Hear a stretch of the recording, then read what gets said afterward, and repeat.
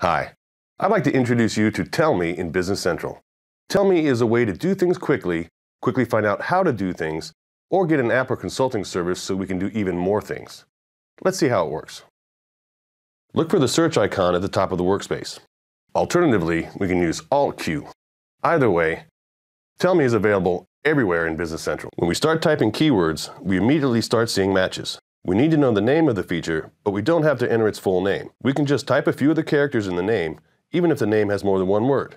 Results display in several categories. At the top are actions on the page we have open that are related to our keywords, letting us jump right into a task. Let's say we're on the items card and want to adjust inventory.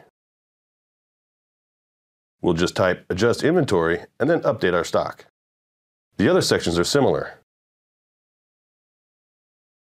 We can switch to another page, view reports, read articles on docs.microsoft.com, or find apps or consulting services on AppSource that are related to what we're doing. Tell Me is a fast way to find information and resources and get things done in Business Central. Thanks for watching.